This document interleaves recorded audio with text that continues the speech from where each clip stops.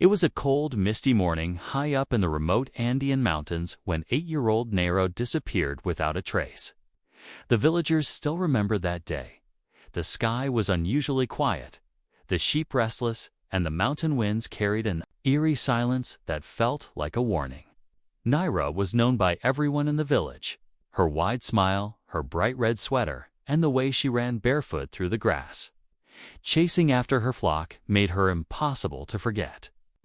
She was a shepherd girl, the youngest daughter of a quiet but kind-hearted man named Mateo. Every morning, she would walk with her sheep to the hills, humming old Quechua songs passed down through generations.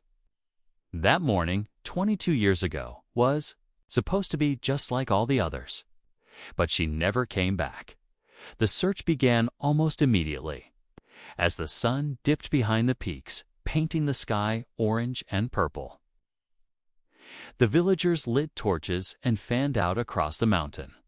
Mateo, with trembling hands and a heart full of dread, shouted his daughter's name into the cold wind. For days, they combed the hills, the forests, and the rocky valleys. But there was no sign of Nairono footprints, no torn fabric, no disturbed stones. It was as if the mountain had swallowed her whole. The only clue was her woven hat.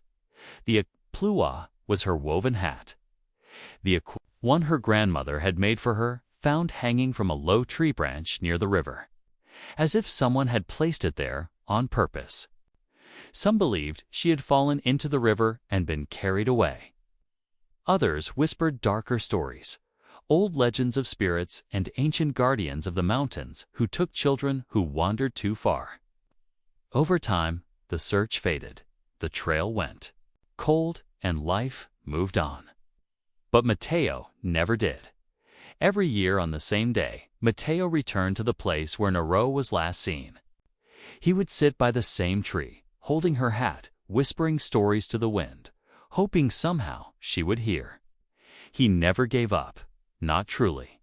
He stopped speaking much to others, and people began to think of him as a man broken by grief. Still, behind his tired eyes burned the same fire. He had to know what happened. Years turned into decades. The village changed. New homes, new roads, tourists even. But the mountains remained the same, silent, vast, and holding their secrets tight. Then, just a few months ago, something happened.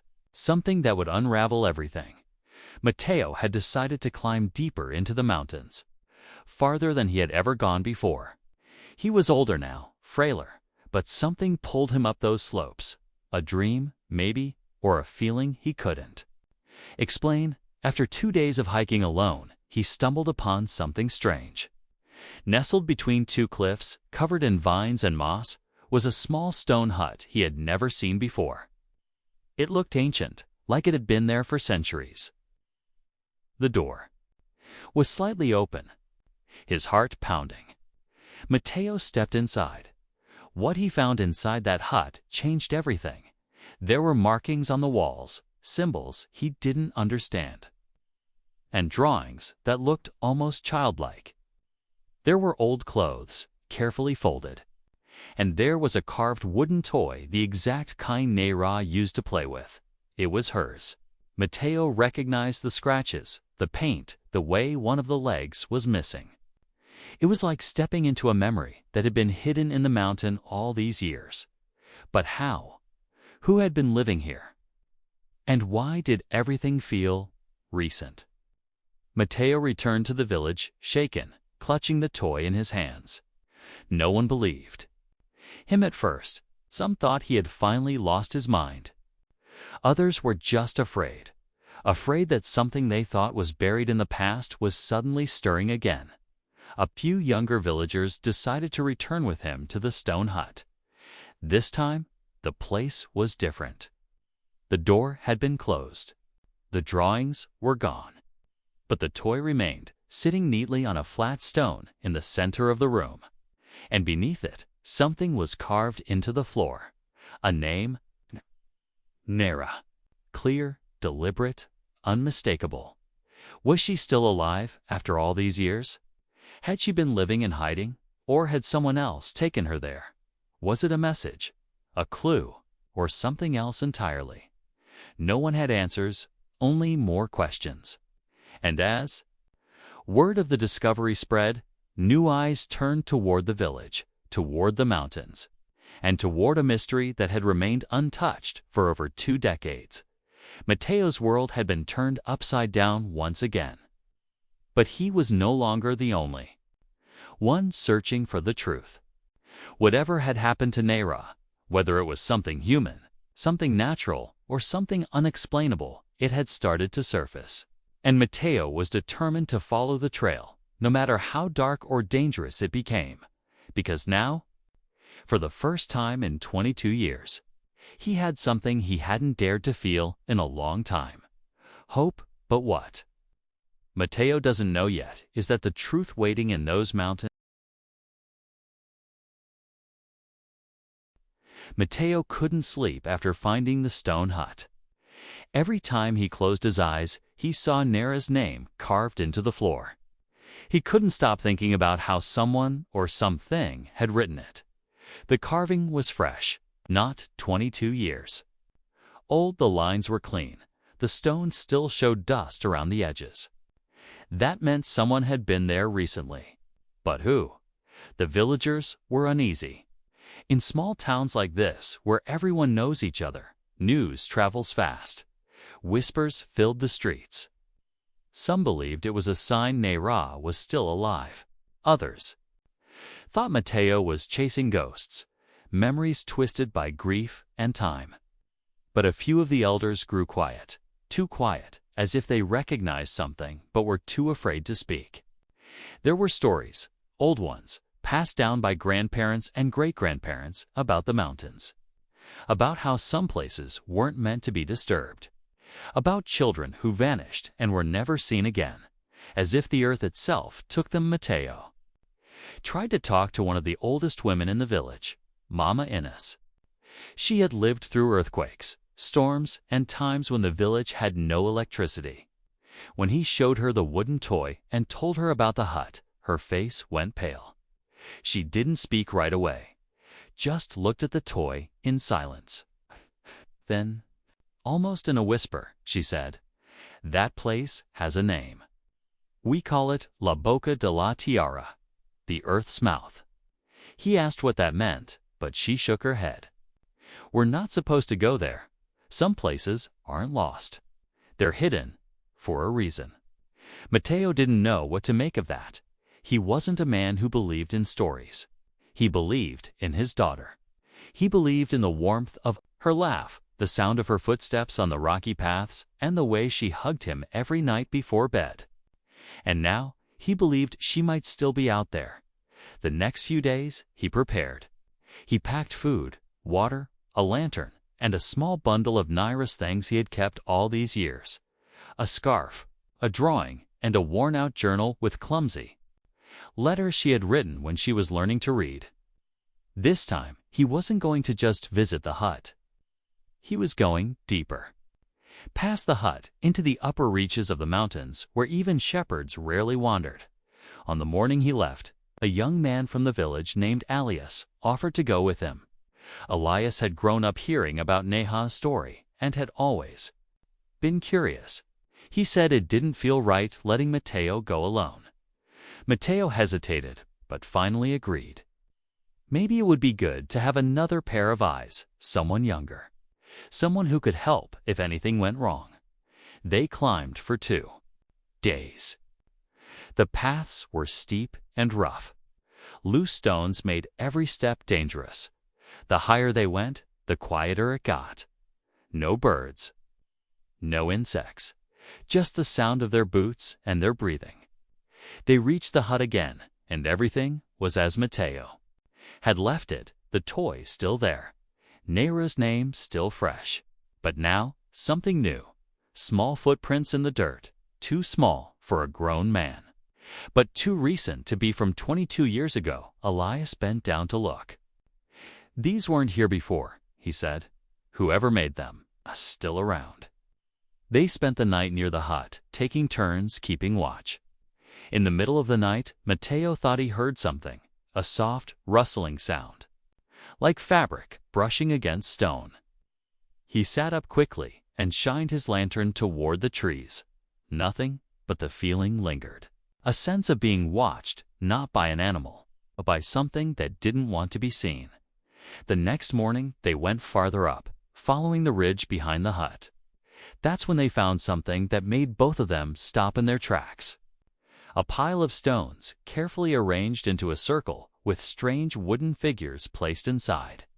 They looked like dolls, made from sticks and wool. Some were missing heads, others had their arms crossed over their chests. And in the center of the circle, a small bundle wrapped in red fabric. It's almost the same color as near a sweater. Elias moved forward, reaching for it, but Mateo stopped him. "Don't touch anything," he said. "Not yet." There was no mistaking it. Someone had made this recently. It wasn't old or abandoned. The wool was clean, the sticks not weathered. And that meant someone had been here, maybe even just days ago. But who would make something like this? Was it a warning? A ritual? A message? That night, as they set up camp just a little farther down the trail, Elias finally said what they had both been thinking. What if she's been living out here all this time? What if someone took her and kept her hidden? It was possible. The mountains were full of caves, abandoned huts, places no one had mapped. And not everyone who lived out here was known to the village. Mateo remembered stories of people who had chosen to live off the land, isolated, far from society. But Nera would be a grown woman by now. Wouldn't she have tried to come home? Wouldn't she have reached out? Unless she couldn't. As the fire crackled and the sky filled with stars, Mateo stared into the flames, remembering her voice, her laughter, the way she used to ask him questions about the world. He couldn't stop wondering what kind of life had she lived if she was still alive. What had she seen? What had she endured? Just before dawn, Mateo woke up with a start. He thought he heard a voice faint, almost like a whisper. It said his name, not loud, not angry, just tired. Like someone calling from a long distance. He grabbed the lantern and stepped outside the tent. Nothing moved, but he saw something far down the slope. A flicker of light. Not fire, but something else, a glow, like a lantern being carried through the trees. Elias. He hissed, "Wake up." By the time Elias stepped out of the tent, the light was gone. They decided to follow the direction of the glow in the morning. The path was rough, narrow, barely visible. Trees grew closer together, and strange symbols began to appear carved into the bark spirals, eyes shapes that didn't make sense. Then they saw it, a cave entrance hidden behind a curtain of moss and vines. The ground in front of it was covered in small footprints again. Fresh. Mateo's heart pounded. "She's here," he said quietly. But what they didn't know yet was that the deeper they went into that cave, the darker the truth would become. And Mateo stood frozen in front of the cave, the damp air pouring from its mouth, brushing against his face like a warning. Elias, holding the lantern now, glanced at him, uncertain. Neither of them spoke for a moment. The forest around them was still, too still, as if the world itself was holding its breath. The cave was well hidden, tucked behind thick vines and a wall of stone, but it was there, and the fresh footprints leading to it couldn't be ignored. Someone had gone inside. And not long ago, they didn't rush. Step by careful step, they moved into the darkness. The floor was uneven and slippery with moisture. The walls were narrow at first, then slowly widened, revealing strange markings etched into the stone. Some looked like animals, others like figures with long limbs and large eyes. Mateo couldn't make sense of them, but Elias whispered, "These aren't natural. Someone made these on purpose." The deeper they went, the more it felt like the mountain was closing in on them. The light from the lantern danced across the walls, casting long shadows that twisted and shifted like they were alive. The air grew colder, and the silence was broken only by their footsteps and the occasional sound of dripping water. Then, just when they were about to turn back, they saw it. A room. Or what looked like one carved into the rock, round and smooth, with a small fire pit in the center and blankets made from alpaca wool stacked along the edges. There were baskets, carefully arranged. Dried herbs hung from the ceiling, and in one corner, a wooden stool and a small clay cup sat beside a shallow bowl of water. This wasn't just a cave, it was a home. Or at least it had been. Mateo moved slowly, his heart racing. Everything in the cave looked lived in, but not recently. The fire pit was cold, the water still, yet the footprints had been fresh. Someone had been here, maybe even watching them. They searched the cave, calling Naira's name softly. No answer, but on one of the blankets, folded neatly, was another red thread. The same kind of wool from Naira's sweater. Mateo picked it up, his fingers trembling. He was close, closer than he'd ever been. Back in the village, the story was spreading again, but not just as whispers. People were starting to talk openly. Some were scared, others were angry. A few brave villagers wanted to go back into the mountains themselves, convinced that someone had been hiding Naira all these years. Rumors started that an old hermit had taken her, or that a forgotten tribe lived deep in the Andes, far from any road or map. But the elders remained quiet. Their silence was louder. Then words. Mama Inez called Mateo's cousin Lucia to her home. She handed her a worn bundle wrapped in cloth. Inside were old letters, maps, and a notebook. "These belonged to my brother," she said. "He used to guide people through those mountains. He saw things too, strange things." Lucia read through the notebook and brought it to Mateo when he returned from the cave. It mentioned a place Pedra de los Ecos, the Echo Stone, a place said to hear voices from the past. Travelers spoke of hearing cries, whispers, even full conversations when they passed near it. Some said the stone repeated moments in time. Others believed it was cursed. Mateo didn't believe in curses, but the idea of hearing a voice, maybe even Naira's voice, it was enough to draw him back in. Meanwhile, Elias was struggling with what they had seen in the cave. He began having strange dreams of a girl standing by the river, calling out in a language he couldn't understand. He didn't tell Mateo at first, not wanting to worry him. But the dreams grew stronger. One night, he woke up to find small pebbles arranged in a circle beside his sleeping bag, just like the figures they had seen in the forest. He started to wonder if they were truly alone up there. As the days passed, more questions surfaced. If Naira had been alive, where had she gone now? Who had built the hut and the cave home? And most importantly, why had no one ever come forward all these years? One theory started to grow among the villagers. What if Naira had been taken in by someone who didn't want to be found? Maybe she had grown up thinking her family had abandoned her. Or maybe she was being kept away against her will. Some feared that if she was still alive, she might not even remember who she was. If a child disappears at 8 and reappears 22 years later, are they still the same person? Another twist came when Lucia, digging through more of the old guide's notes, found a name repeated over and over: El Guardia de la Niebla, the guardian of the mist. Not a person, not exactly. More of a figure from legend, said to watch over the highest parts of the Andes. He was described as neither good nor evil, but a protector of something ancient, something people weren't supposed to find. Some believed he was real.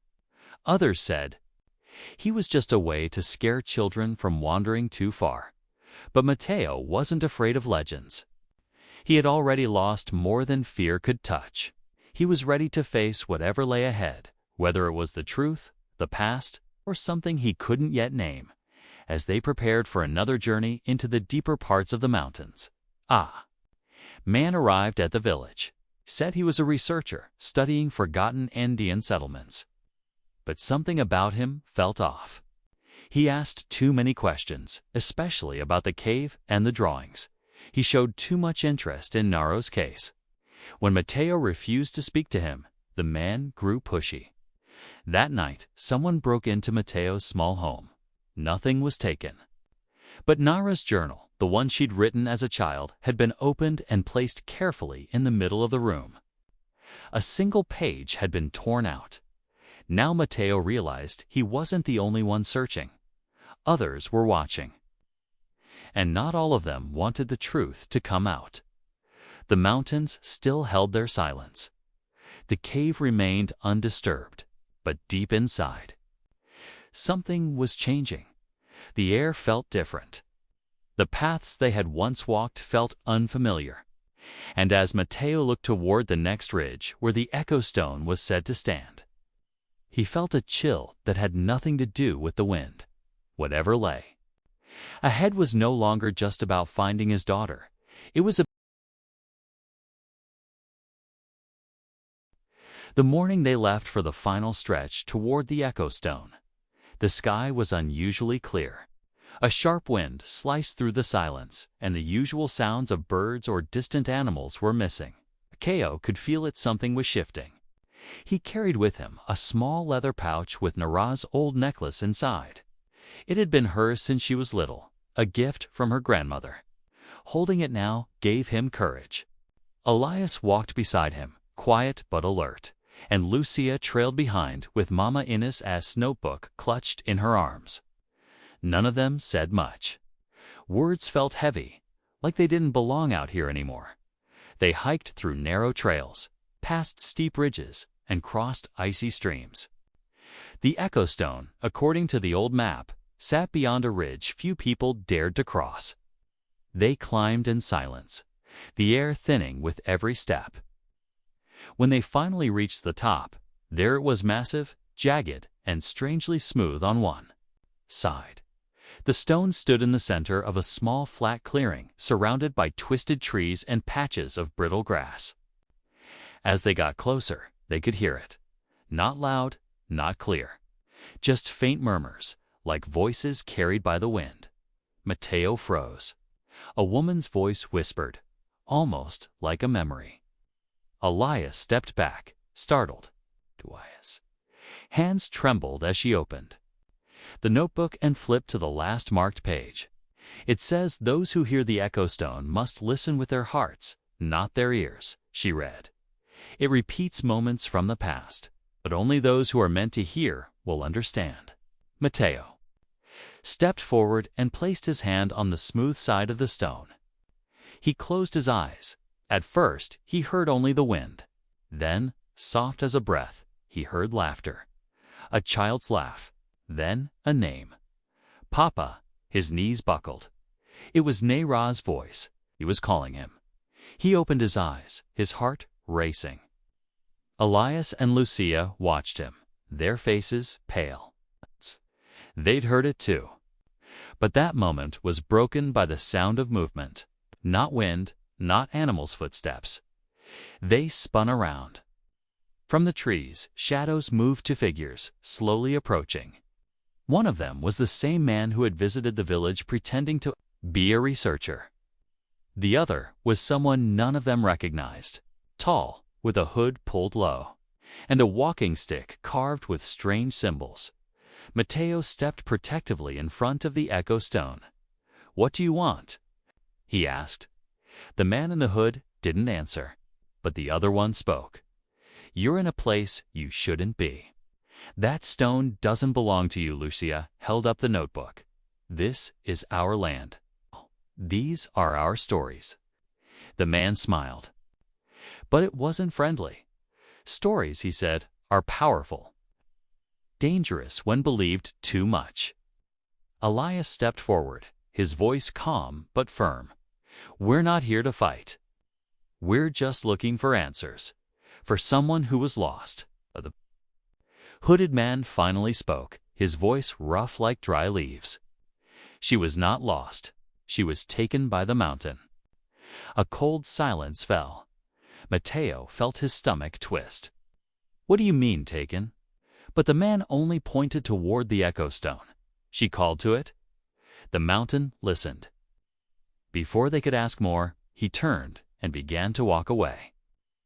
The other man followed, but not before giving them a final warning. "You'll find what you're looking for, but don't expect to understand it." That night, they camped near the echo stone.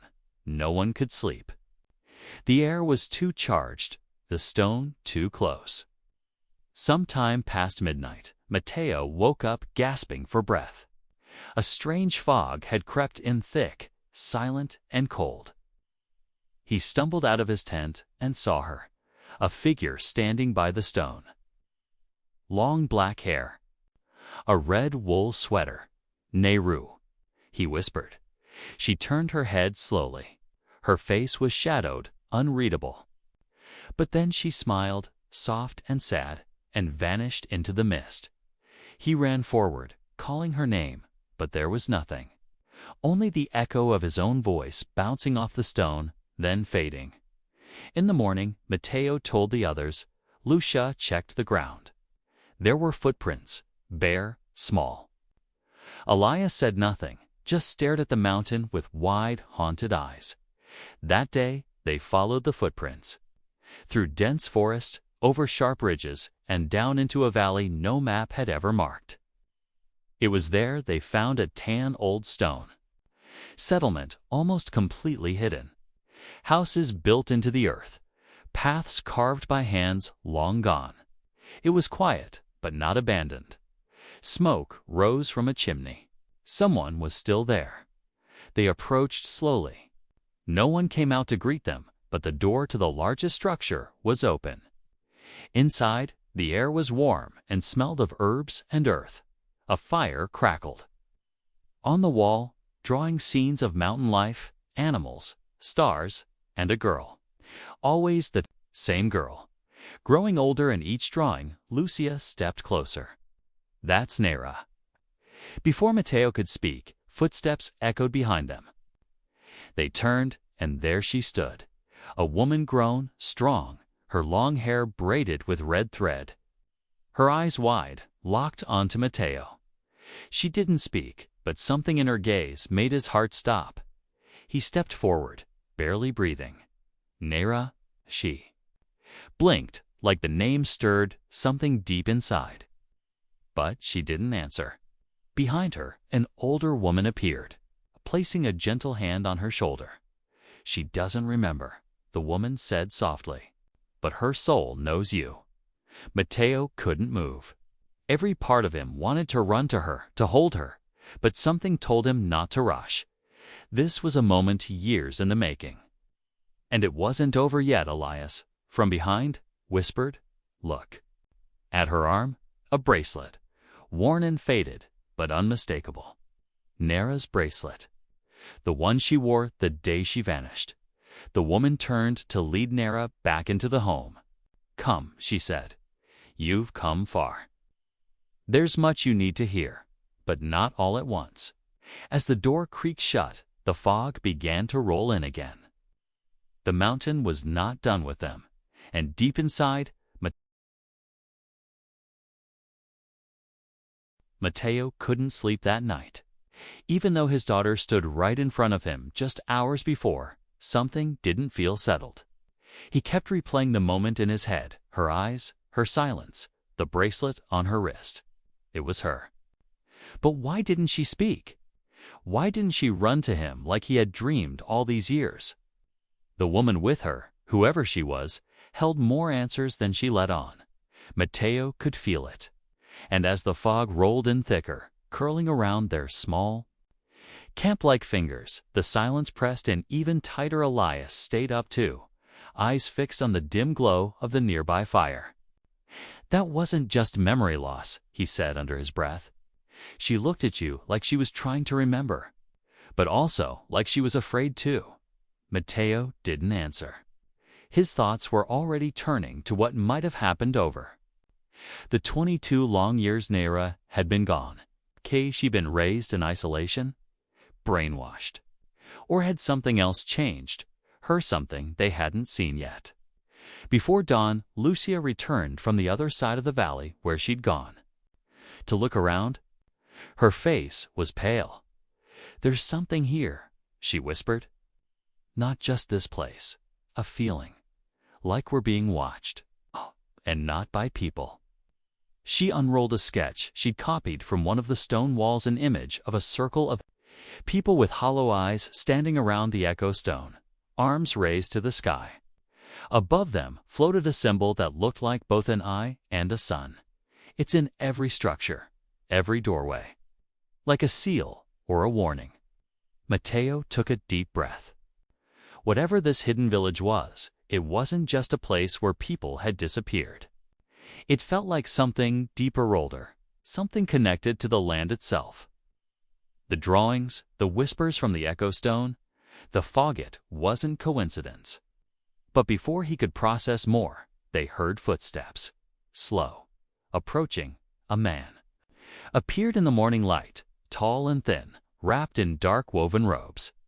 He introduced himself in Quechua first, then broken Spanish. His name was Cantu. He said he was one of the caretakers of this valley, a protector of the lost ones. He confirmed what they feared. Nera had been found by his people years ago, wandering through the forest, cold and alone. But the strange part was what he said next. She wasn't 8 when we found her. She was still a child, but not as young as you remember. Maybe 10. Maybe more. Mateo's heart skipped. "What are you saying?" Cantu looked at him, calm and serious. "Time doesn't move the same here. The mountain protects its secrets. Sometimes it bends what we understand." He paused, then added, "She came from the mist, and she brought something with her." That night, the villagers of the hidden settlement held a small gathering near the fire. They didn't speak loudly. Most of their communication was through gestures, chants, and quiet songs.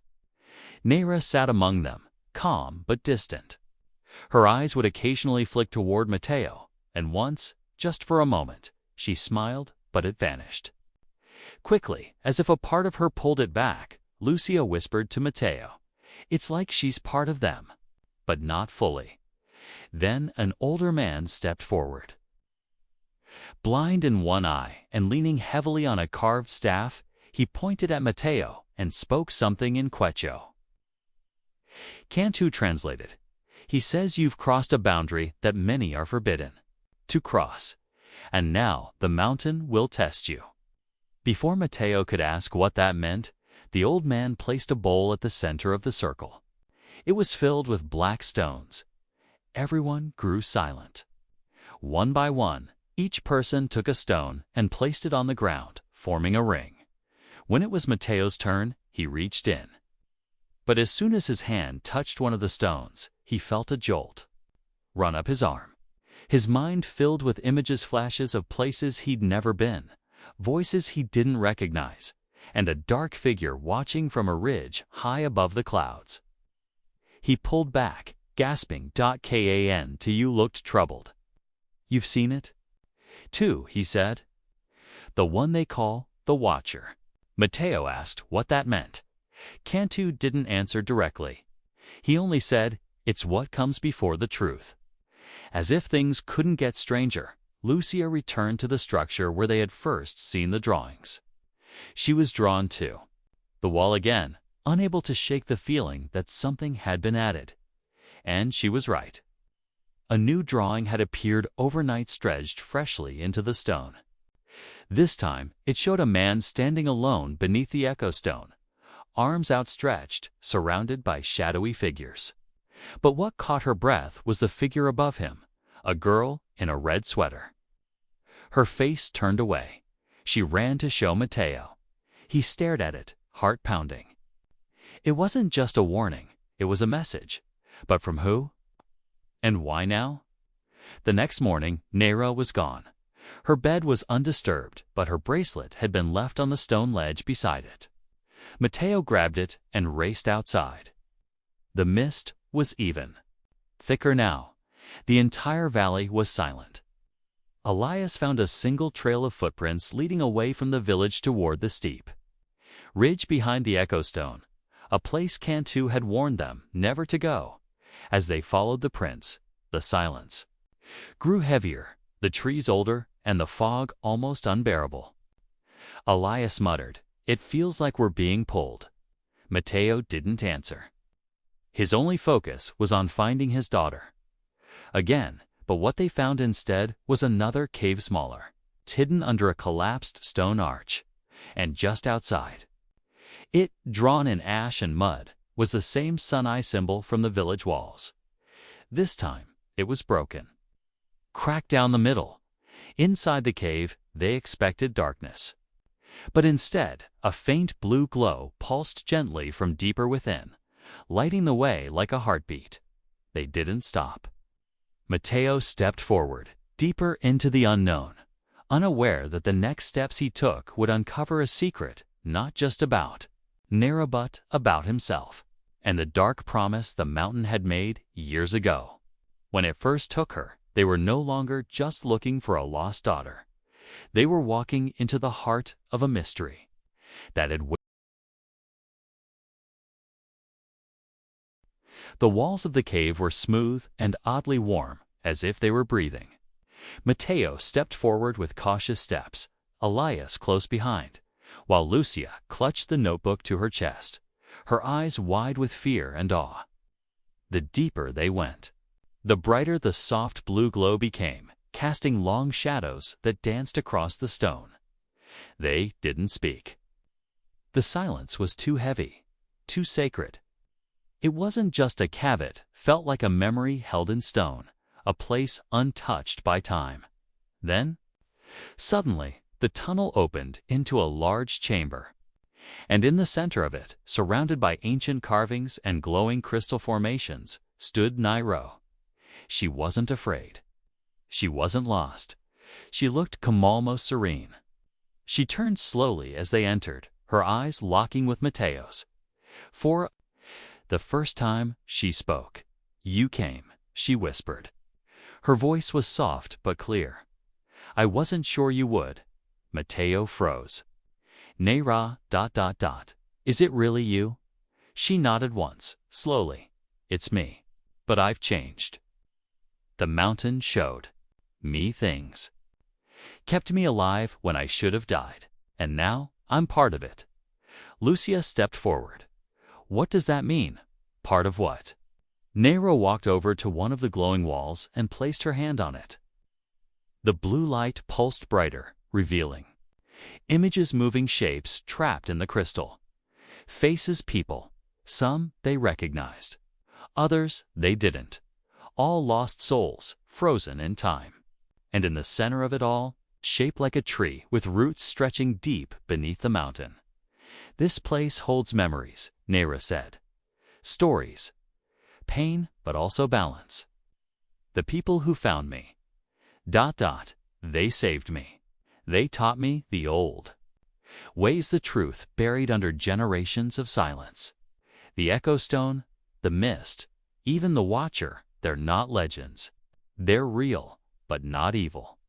They protect something ancient." Elias stepped closer, frowning. "Then why were you taken? Why did you disappear?" Keira looked at him, her eyes filled with something unexplainable. "I wasn't taken. I was chosen, but not by force. By something inside me. I heard the call, and I followed it. I didn't know why, but now I do." Mateo felt his heart ache. "And what about us, your family?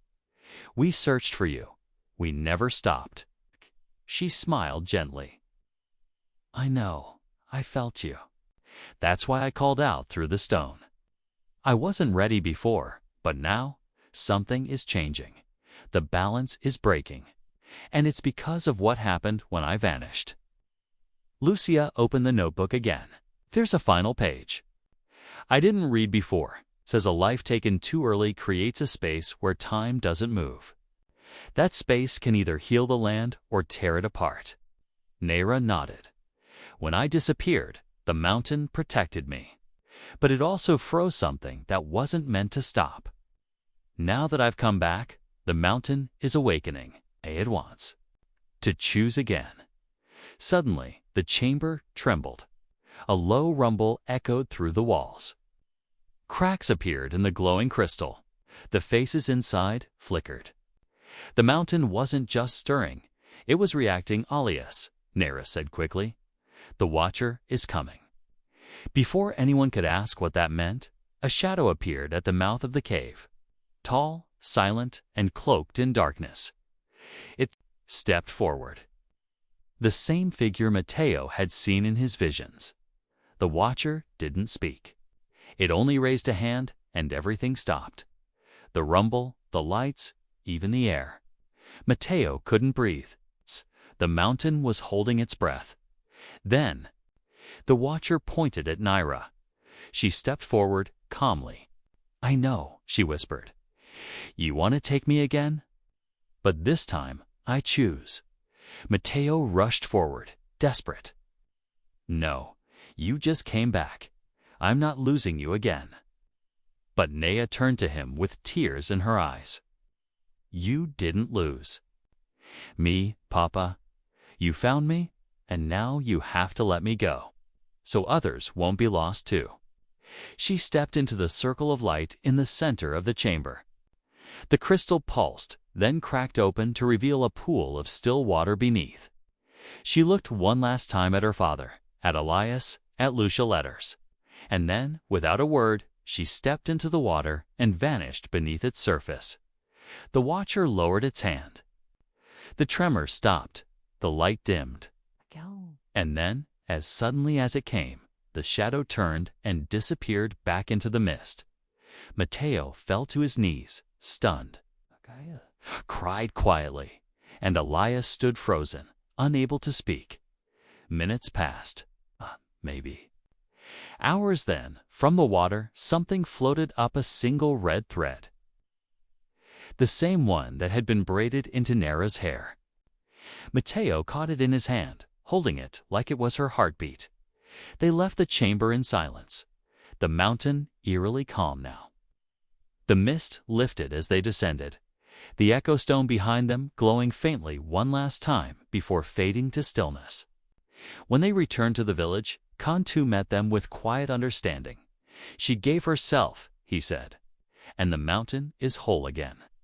Mateo didn't speak for a long time. But in the days that followed, he noticed something strange. The weather shifted. Plants began to grow where there had only been rock. Streams ran clearer. Animals returned to the forest. The land was healing. The villagers whispered Nera's name like a prayer. But then weeks later, Mateo found something on his doorstep, a folded piece of fabric, red wool, and wrapped inside it a single photograph. It was a picture of Nereldor, smiling, standing next to someone they didn't recognize. Behind her, a strange tree with glowing roots, and on the back, in her handwriting, it said, "You didn't lose me. I'm still watching." Mateo looked out toward the mountains, and for the first time in 22 years, he smiled without tears. But far above, beyond the clouds, a figure stood once again at the... For weeks after returning from the mountain, Mateo kept that photograph close. He looked at it every morning, every night, and sometimes during the quiet hours when sleep refused to come. Seeing Nera smile, older now, surrounded by the soft glow of something that couldn't be explained, brought him peace but also more questions. Who was the person standing next to her? Where was that strange glowing tree? And how did the photo reach his doorstep when no one had seen any outsiders in the village? Despite all of that, something in Mateo finally began to heal. The years of guilt, the endless what-ifs, the hollow ache of unanswered prayers, it all softened. The mountain had taken something from him, yes, but in a way, it had given something back too. A truth, a connection, and maybe even a second chance. Lucia returned to her home but stayed in touch, writing letters often. She eventually published a small collection of essays about the hidden valley and the cultural signs they found. She never shared the full story publicly, respecting what they had witnessed. But she did include a small chapter titled "The Girl in the Mist," hinting at the events without naming names. Readers responded with fascination, many sharing stories of strange sightings or disappearances near mountain ranges all over the world. Some even claimed to have heard whispers when passing by large stone formations. It seemed the legend wasn't just local, it was part of something bigger, something forgotten by Time. Elias, those still shaken by what they'd seen, found new purpose. He went back to the village with supplies and began helping the locals build a small path to make safe passage to and from the hidden valley. Not for tourists or outsiders, but for those who respected the land and its silence. He also brought a camera with him this time, though none of the pictures taken near the Echo Stone ever came out clearly. Always blurry, always distorted. As if the mountain itself refused to be captured, Mateo, however, stayed behind in the small village where he and Naira had once lived. The old cabin, long covered in moss and ivy, was restored slowly. Neighbors offered help, remembering the story that had once gripped the region. People who had long assumed Naira had been lost forever now approached Mateo differently, not with pity, but with quiet reverence. They didn't ask too many questions. They could see in his eyes that something sacred had happened. In time, Mateo began to teach again. Not in a formal school, but to local children who gathered at his cabin. He told stories, not fairy tales, but old tales rooted in the land. Of mountains that whispered, rivers that remembered names, and a little girl who vanished into the mist only to return when the earth needed healing. He never said it was Naira. He never said it wasn't. But the kids listened, wide-eyed and still, as if they already knew how real the story was. One afternoon, while walking through a forest trail that led to a small stream behind his cabin, Mateo found something resting on a smooth stone. It was a red bracelet woven from wool, nearly identical to the one Naira had worn as a child. His breath caught. He picked it up, and as he did, he noticed something carved faintly into the rock beneath it. A spiral, like the ones in the cave, with a small dot at its center. The message was clear. She was still watching, still connected, still part of the land. And strangely, Mateo began to notice subtle changes around him. Birds returned to the area in greater numbers. The soil, once dry and cracked, grew softer and richer. Even the old fig tree in his backyard, which hadn't borne fruit in years, suddenly blossomed. It was as if the land itself was responding, thanking him. Or thanking her. Years passed. The mystery of Naira's disappearance remained unsolved in official records. The authorities had closed the case, unable to explain her sudden return or disappearance again. But for Mateo and those who knew, no explanation was needed. They understood something deeper than reports or records could ever hold. Every so often, someone passing through the mountains would claim to see a figure in red. Near the ridges, always, just for a moment, always silent. Some said it was a trick of the light, others called it an illusion. But those who had lost someone, those who had felt a piece of themselves vanish into the world, seemed to believe. One night, during a soft rain, Mateo sat by his window watching the fog roll in. It wrapped around the hills like a blanket, thick and glowing under the moonlight. He closed his eyes and listened. And just for a second, he heard a familiar laugh, light, sweet, echoing faintly through the mist. He opened his eyes quickly. No one was there. But he didn't feel alone. The story of the shepherd girl who vanished in the mountains had changed over time. It became more than just a tale of loss. It became a reminder of the strength of love, the mystery of nature, and the bond between people and the land they come from. It reminded people that not all answers need words, and not all endings are truly endings. Somewhere deep in the mountains, beneath the roots of ancient trees and the silence of stone. Nero still walked, not lost, not trapped, but watching, guarding, becoming part of something greater than anyone had ever imagined.